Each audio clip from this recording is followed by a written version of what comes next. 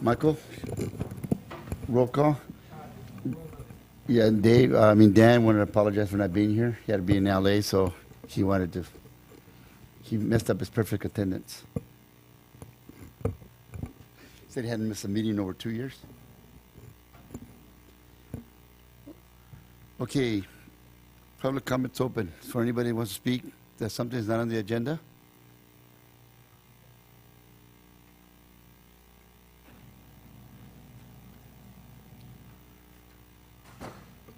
No cards.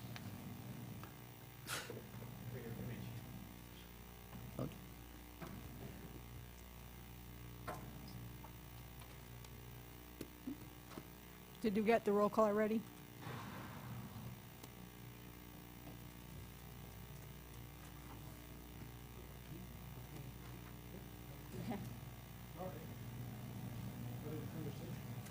No problem. I don't know quite where you were, but I am Brent Barnes. I'm the new RMA director. I just wanted to introduce myself. Very briefly, I am California native. I grew up in Sunnyvale back when it was when it looked like Hollister with cherry orchards and apricot orchards and stuff. And so I'm delighted to be here. I've lived the last 20 years in New Jersey. Please don't hold that against me. My wife is from there, so it's not quite as strange as it might seem. There's a lot to do. I look forward to working very closely with you all on a lot of issues over the next several years. And I'm happy to answer questions or receive phone calls anytime except after midnight. Anything now? Questions? Okay. Well, welcome. Anybody want to say anything else that's not on the agenda? Public comments closed. Consent agenda. Any questions, anyone? Anybody make a motion? There's no questions on move approval of consent. Second? All in favor? Aye.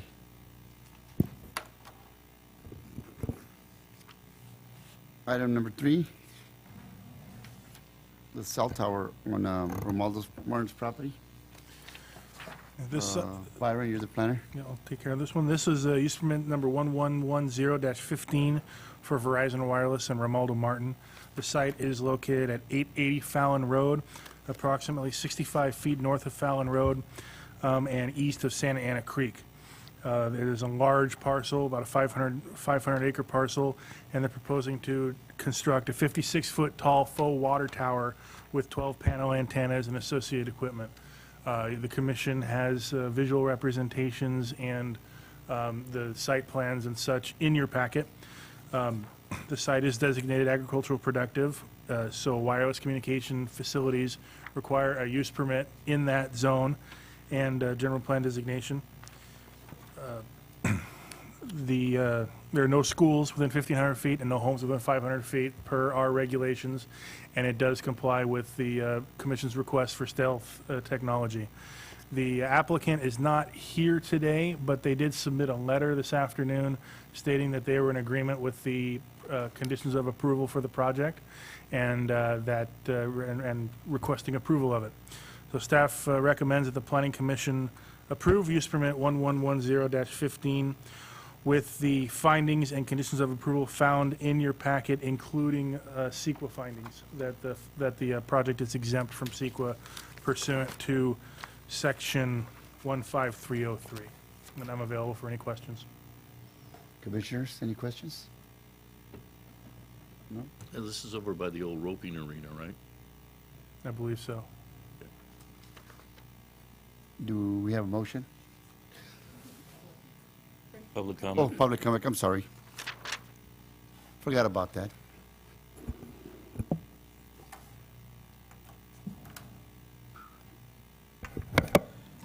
Richard Betancourt, 4140 Southside Road.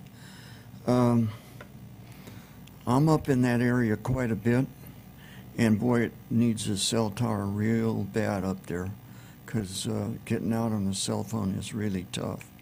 So I would be highly in favor of that tower. Thank you. Thank you. Anybody else?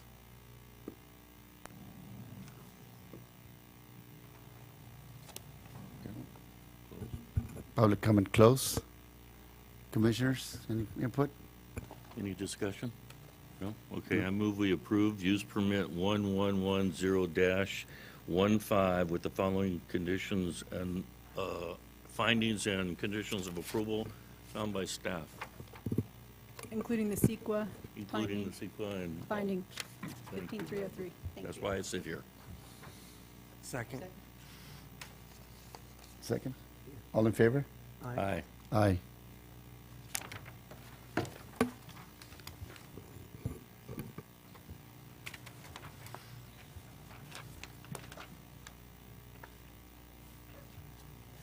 Next item on the agenda is for the widening of the roads.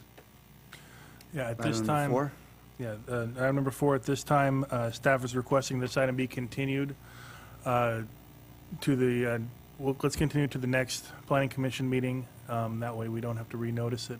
But we want to have a more significant discussion with the planning commission in the future as opposed to just throwing out a number that we want to reduce the roads to. So at this time, we're requesting to continue this item to September 16th. So moved. At So- 6 p.m. So moved. Second? All in favor? Aye. Aye. That was easy. Quick. Now we get into this discussion. We don't need to open that up for the public since it was on the agenda. Yes. If there's anybody here that's here to, I'm sorry. Yes. Oh, well, you have to open it to public. Yes. If there's anybody who wants to comment Any- on that one. Anybody wants to comment on the road widening? Okay. Okay. So move forward for next meeting, huh? Discussion. Okay, this next item was agendized as a discussion item. This is our next cycle of the housing element. We've been spending a lot of time on the rest of the general plan, but the housing element needs to be approved by the state by the end of the year. And there are some flexible times, but we find ourselves a little up against it with the housing element. So we wanted to introduce the topic to the planning commission and let you know what our timelines are. We want to have this blessed by the county by the end of October, so we can get it off to the state to have their review of it at the next, during that next time frame. So what we provided you today is actually a copy of our current housing element that's still in effect, and showing you exactly the programs that we're going to be reviewing. So again, I haven't prepared any specific presentation for you this evening regarding it, but we're going to be reviewing each one of these programs, looking to see how we complied with the program. Did it work? Did it not work? Does it need to be amended? Does it need to be changed? And what else do we need to put into our next housing element for our next housing element cycle? So if there's anyone from the public who would like to speak on it, or the commission, we'd love to hear from you. Michael Kelly is going to be our point person on the housing element. I don't know if there's anything you want to bring to the commission at this time? Well, I guess not so much at this time, just whatever your thoughts are, if you have any thoughts on these programs that were part of the previous cycle. And if you don't have the thoughts now, we can talk about it at a later time. And you can contact me and we can talk about it, or anybody in the room if you have any interest in commenting on the programs that have been in effect for the past 5 years, if you like. Anybody like to speak on the subject? The public? Commissioners, input? Mr. Chair, I'd like to ask a couple questions. On all these programs will be gone through, Michael, because CDBG grant funding is just not.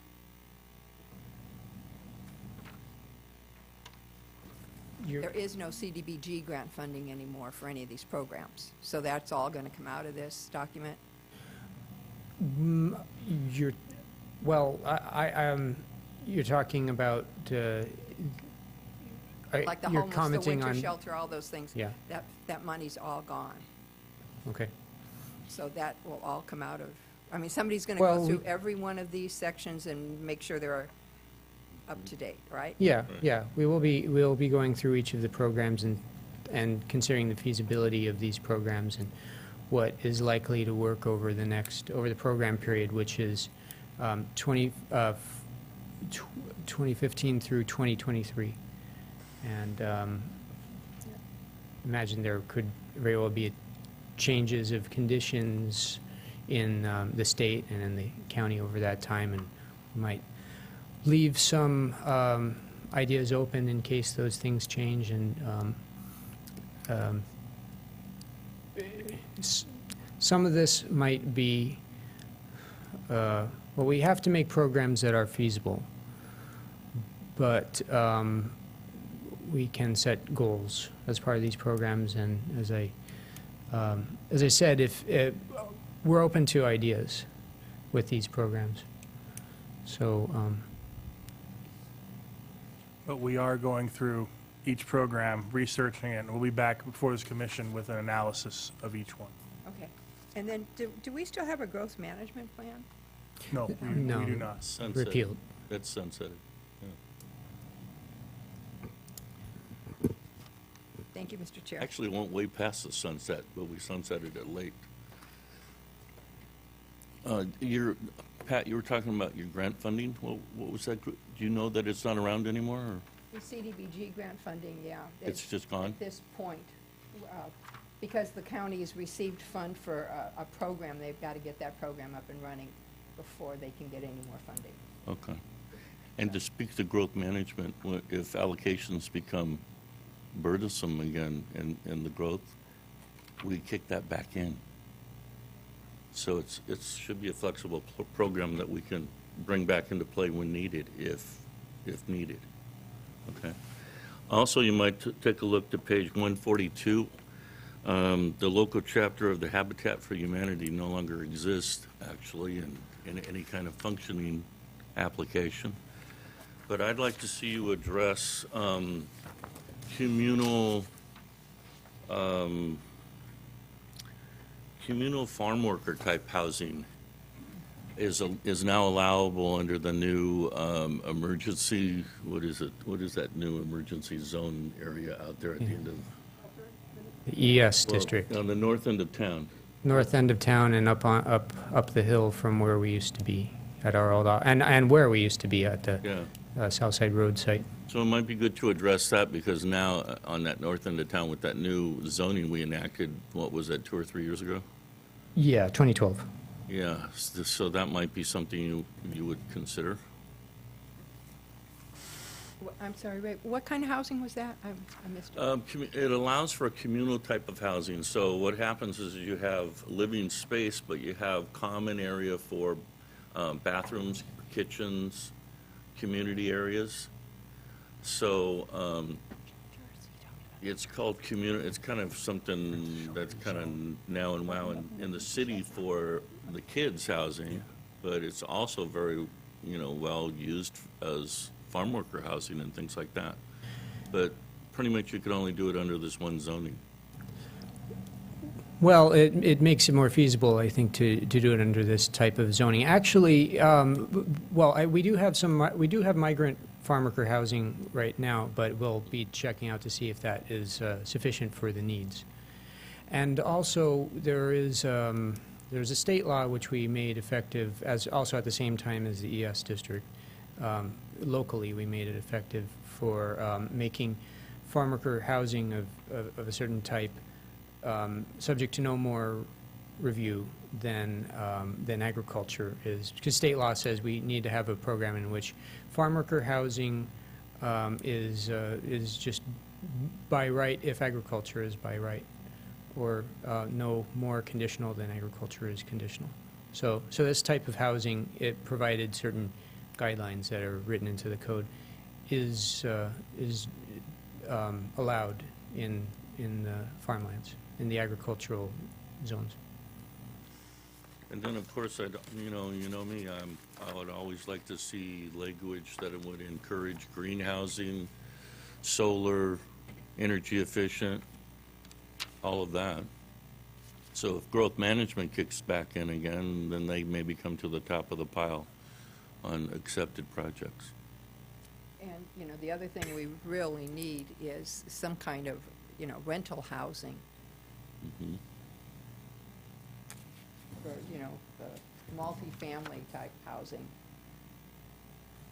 And I'm glad you brought that up, because there's a little bit of an issue with the sewer sphere in LAFCO and the use of that and the okay of that, but we can't talk to it too much because it only kind of glances off, but that could totally affect densities, okay, because you have to have sewer hookups for those kinds of densities. So what I'd like to see is further discussion, maybe agendized for this group with the LAFCO director, so we can kind of talk of that. And part of it, it just happened a few weeks ago where they sort of brought back in control on the sewer sphere. The sewer plant's a regional plant, so the county can use it, they can hook up into it. But I think before what was going on, and I'm not sure, and I should probably have Scott Fuller come up and talk to this because he probably knows more than me. But it appears that the city's area, the city kind of has to go back to LAFCO to bring that in. The county urban area, it was kind of open to others. But, Mr. Pierce? Yeah. We should leave this for a special meeting to discuss all that. well, okay, we You know. can do that. I mean, we just discussed It's housing going to element. directly affect the housing element. Well, But, yeah, that county's gonna work on all that. mhm. Then they can bring it back so we can review everything. Okay. Well, that and the housing element, you're going to see this on every agenda until we're done with it. Okay. So we'll be reviewing it again in September in a more probably in a more formal setting. I would like to work with the chair as far as potentially setting a special meeting to ensure that we can get it done between now and October. And then, you know, one of the good things is because we did just do our general plan. If you remember when we do our housing elements, we identify land for future development. Well, as part of our land use element in the general plan, we did that. So we may not have to go through the exercise that we have in the past of picking and choosing areas that would be suitable to have a future zone change, because we did that. So it should be a streamlined process with this one.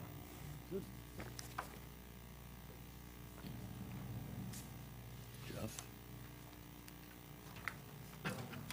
You mentioned that we have to get state approval of the housing element by a certain date.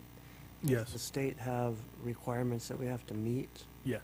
And are we going to see what they are? And as We part can of make this? sure that's included as part of the next discussion to know we need to know what the state's looking at, because that's what we're going to present to them for approval. We do have an approved housing element now, so we have experience in providing the state with what they want to see. It changes from cycle to cycle, and we're also paying attention to what's going on around us, because all our neighbors are also going through this process right now. And I'm glad that farm worker housing was brought up, because that has been the number one issue with some of our other Central Coast communities. Okay. So you're gonna address the farm worker homes and the homeless shelters and all that on the housing element? All of those items are I mean, those are part of that. greatly part of the needed housing for element. both. And that type of zoning on the north end takes in homeless That's what I as was- well. yeah. The north end, where's the north end? Talking about Southside Road? No, the north end, The north end of It's the here. north, well, yeah, Near it's the north gateway. intersection. It's 25, there's 118 acres out there Something like that. that we just zoned off that's emergency. Yeah. Emergency shelter, Whereabouts at?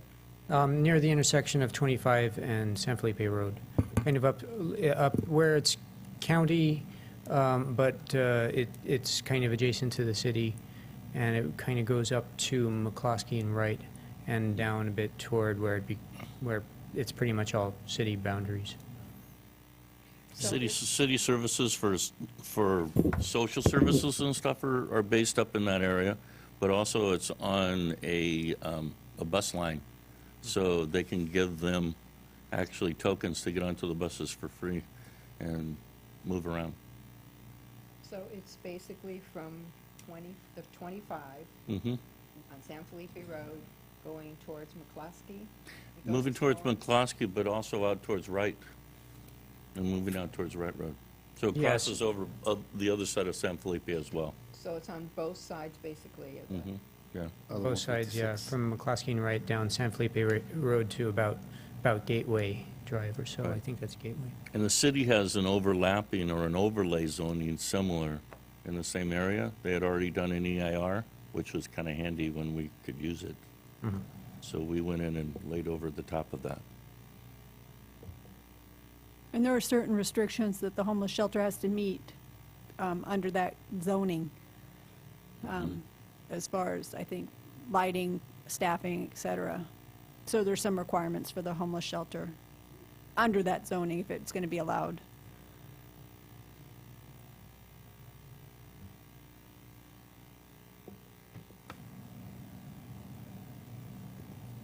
Be a fun year, huh? Look, puzzle.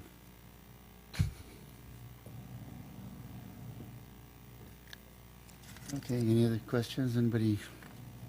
I have a question.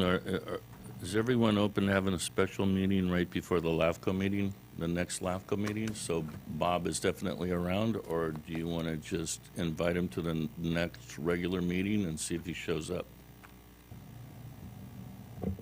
When's the LAFCO meeting? That would be, the next LAFCO meeting is September 24th. So we can see if the room is available on September 23rd, and that way we can have the LAFCO discussion as well as do a public meeting on the housing element at the same time. No, would you? If the if the LAFCO meeting's on the 24th, could we just have the planning commission before that? Or does he normally come up on the 23rd already? I was just wondering whether they could piggyback Well, right before or right after the LAFCO meeting. we'll speak to him. But I think that's a good idea to try to cluster those meetings, even if it is during the same day. But, you know, it depends on also depends on if the availability of this room. Is everyone okay with that? Okay. That's fine. The other thing on the balance that the state requires, it's more of a housing balance between multi and single family in migrant. And is it mostly densities that we need to balance? I think it's more based on affordability. Yeah, we get the numbers from the state that say what income groups are present and what we need to accommodate, and density would typically be a part of that. There's the matter of, for example, the default density that they say certain density, if it's dense enough, it'll count toward the low and very low income range, and we use that in the previous element. The currently effective element. That, Including rental. yeah. But right now, there's nothing being built for farm workers or anything like that, correct? Well, yeah, the housing element accommodates through policy, and as for actual housing units built, well, of course, the county has only so much control over that and what the private market intends to do. So we would look at that and see if there are policies that are in the way of accommodating the need. That is part of this. And But probably not going to happen unless a developer comes in, correct? yeah, well, yeah. I mean, if there were some, yeah. The county's not going to build any housing. Well, like anything, it just depends on the market. Yeah. If the developer can come in and make money, or anyone else individually can do it, and it's profitable, and in some cases, maybe the county needs to release, and I don't know if we can even do this legally, some of the impact fees or something to encourage that kind of growth, then that would be things that we could do in order to help bring that to the market. That's a fair question for the housing element to discuss. What are the fees involved in development of housing, and are they in the way? Of course, we have to balance them with the actual need that the fees fund, but it is a question that would come up. Yeah. There's a section in the element called governmental constraints, in which we look at that, what government imposes that it might be conflicting with the need. Well, there's a need for farm homes around this area. What's that? There's a need for farm homes around this area. Mhm. Because I know that there's a lot of farmhouses that are substandard. Just drive around, go visit the ranches. No running water, no sewer. Water's running raw sewage over the lines. So hopefully they can do something. Well, and how could we get the information for things like this? I mean, what resource do we have? Code enforcement coming in and having violations or something, or There's code how can we enforcement, really but get a the, feel for what we have out there and the need? but the, anything that's recognized as a labor camp is under the state's jurisdiction. So, in fact, there have been times in the past the county has attempted to require upgrades, and we're not allowed to by the state. Okay. Yeah, but if it's a health if hazard, it's you a can health shut hazard. them down. We can call the state to have them shut them down.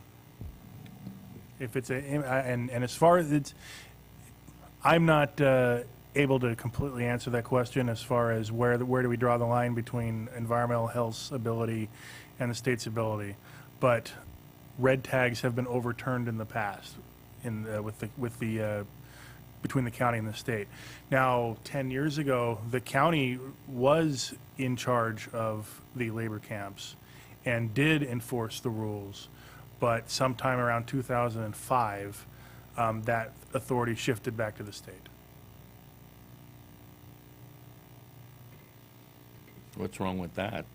Well, I guess if you would, the county would go into a labor camp and there would be PG&E leak or something. I mean, they're eminent.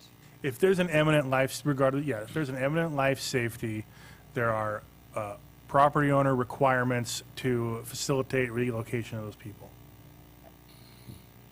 That's pretty drastic. It shouldn't have to get that far. It shouldn't, but Yeah. It's out there. Just that nobody goes out there and sees.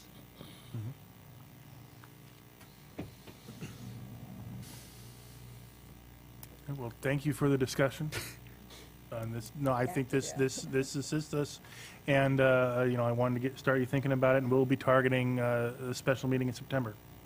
Okay. Next item, general plan update. Byron? So we're going to start, now we have a general plan. I gave you each our own color copy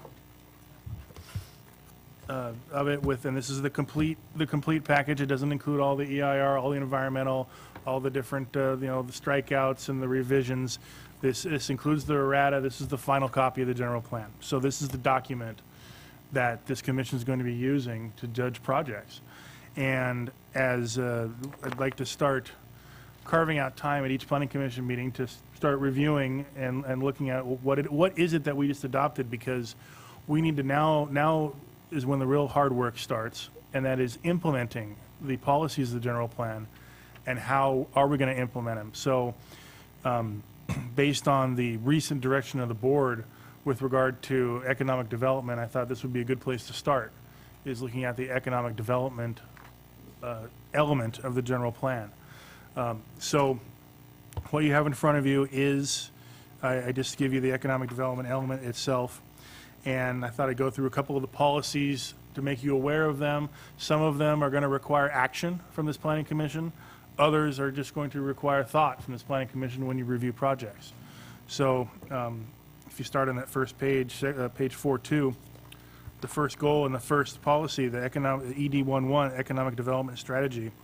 The county shall develop, adopt, and maintain a comprehensive economic development strategy, which shall be used as a guide to implement the economic development goals, policies, and programs of the general plan. So right there, we're talking about implementing the general plan by using this direction. So on this page, I'm just going to single out a few, and if you have any others you want to discuss or talk about, if you want to pause and discuss them, that'd be fine. ED16, agricultural-based diversification.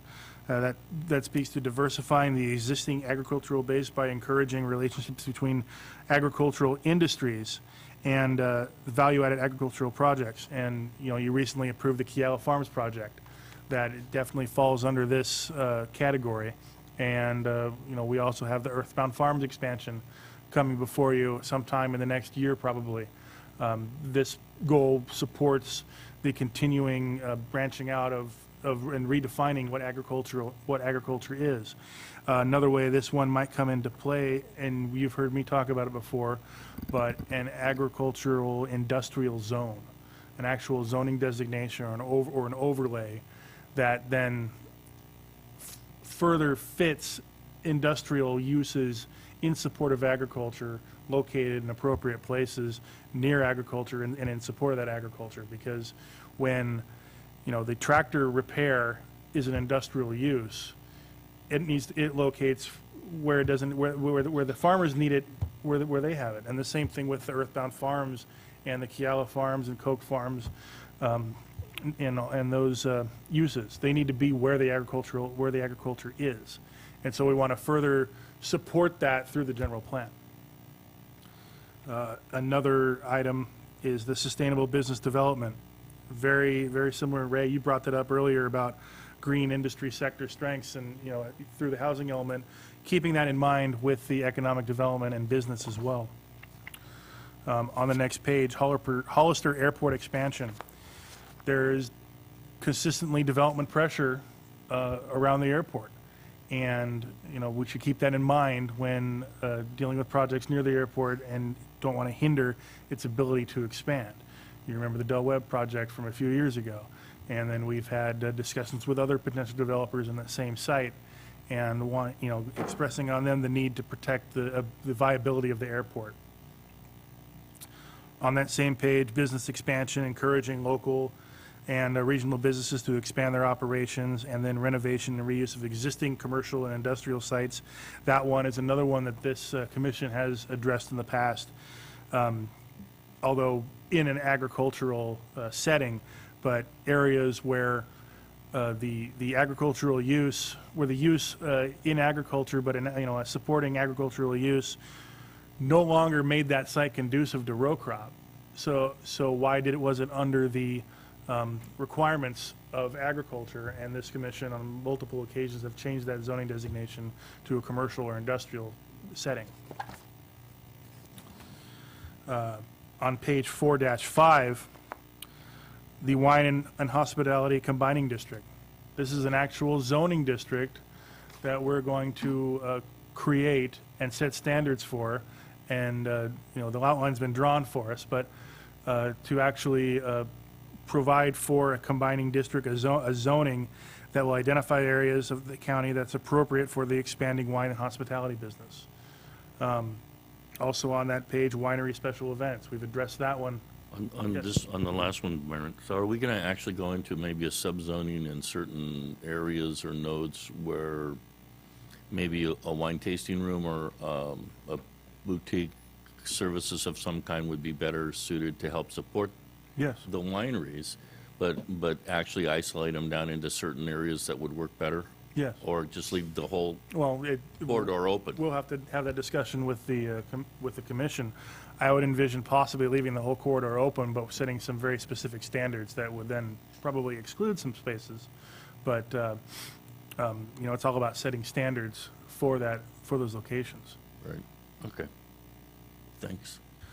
Same thing with winery and special events, allowing those existing businesses and possibly future ones to go beyond simple the production of wine and maybe a tasting room, to make it easier through a use permit process or other administrative permit process to have the special events that they're already having anyway under their permits, because they're a desirable place to have your weddings and your events and things like that. Next page, the ED 4.5 tourist hotels and resorts. We haven't had a lot of interest there, but it's something for the commission to think about if we do ever get a application. We now have policies in our general plan that would support an application for hotels and motels and bed and breakfast also, where right now our code doesn't really address, and this is one I marked as one that's going to facilitate a code change. Our code doesn't really address bed and breakfasts. It treats it as a hotel.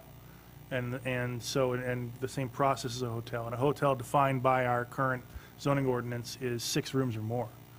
So if you're renting out more than 6 rooms, then it's a commercial use. And, maybe we need to, expand your ability to do these types of boutique hotels and bed and breakfasts and not treat it the same as a Motel 6. And that's what the code treats it as. Yeah, good call.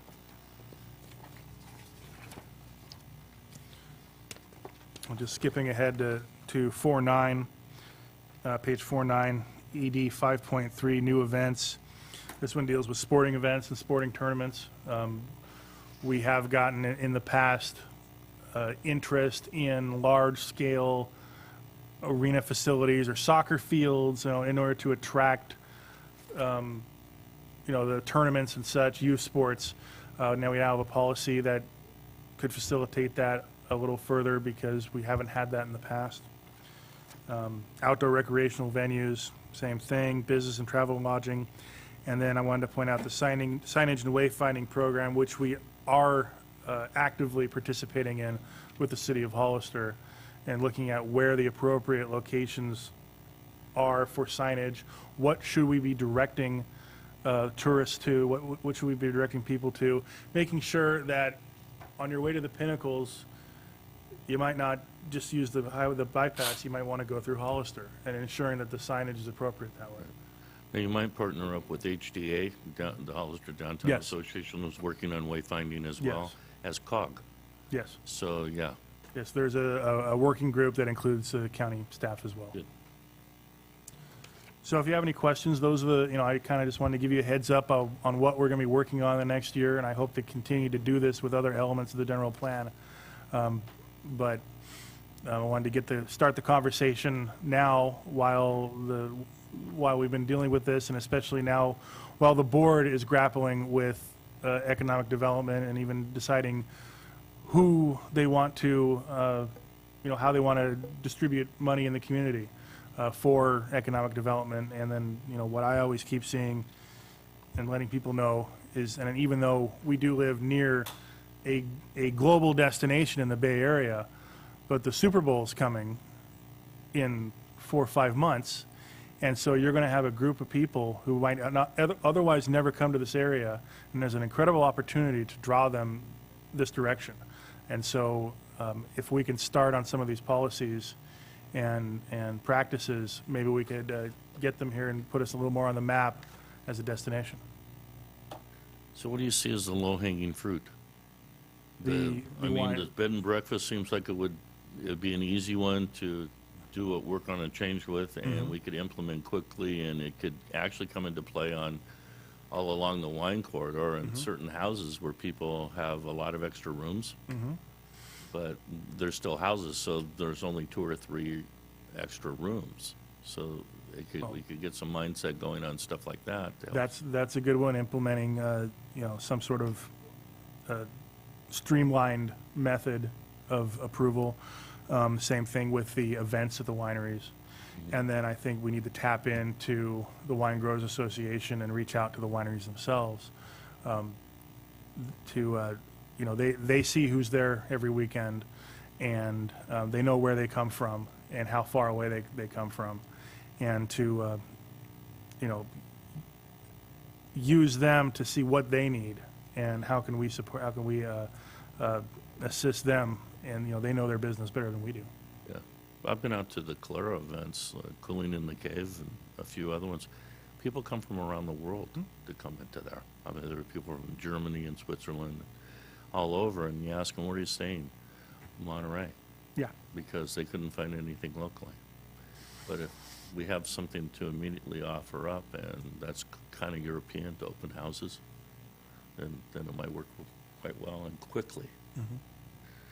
Or RV parking, self-contained RVs, and have a nearby disposal site to go clean out their RVs.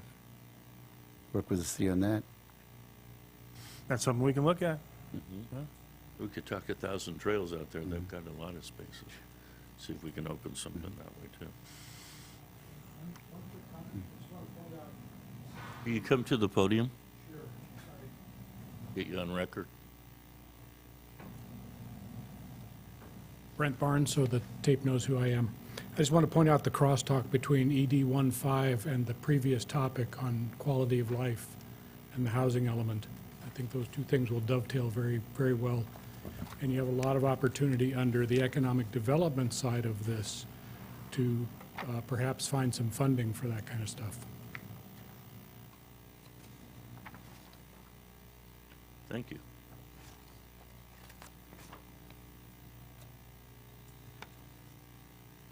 Do you want to see if there's any public comment? Anybody from the public want to input? No? This public. Public comment I've got a closed. question. Mostly it goes to Scott. So could you come up to the mic?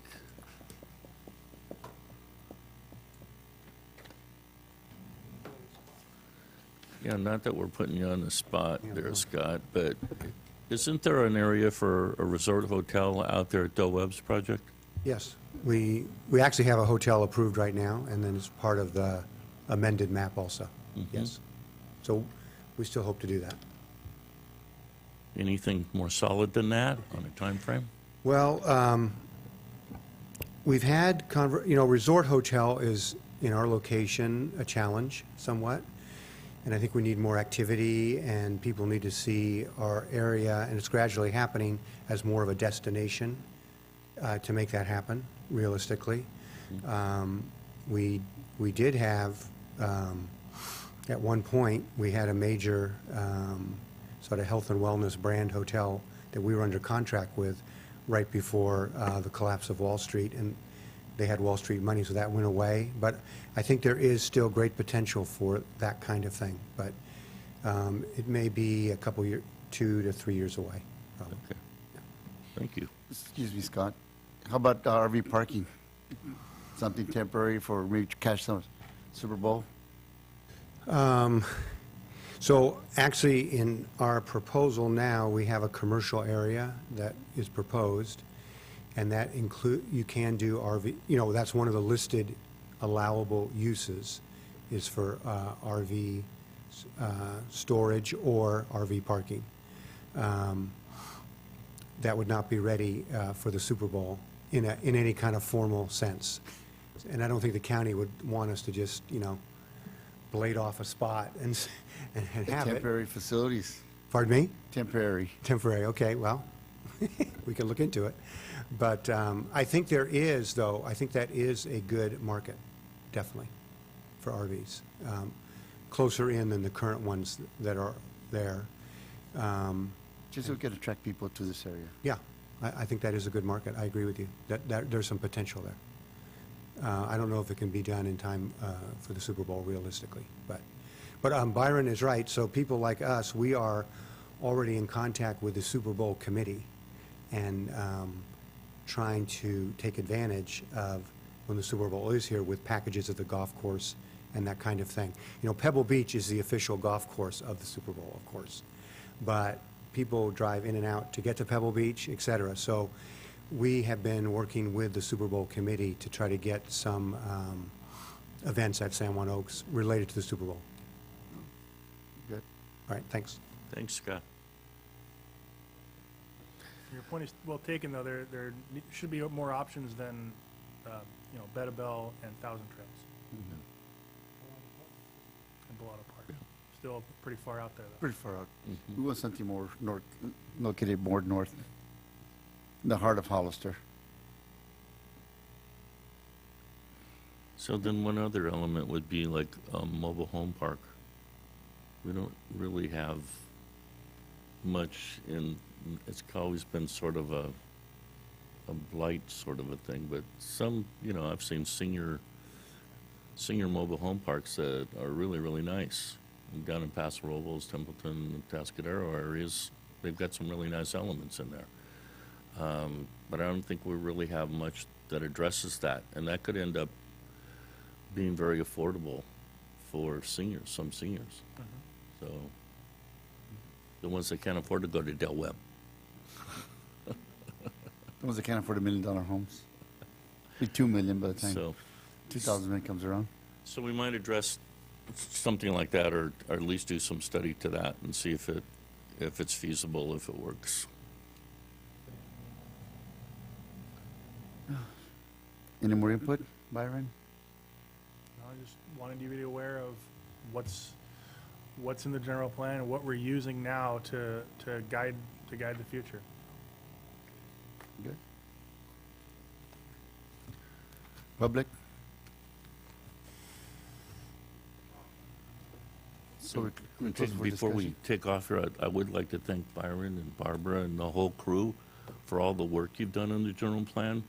It was a long haul, and thank you for the work. Anybody want to make a motion? So moved. Second? That was for adjournment. For by the way. adjournment, yes,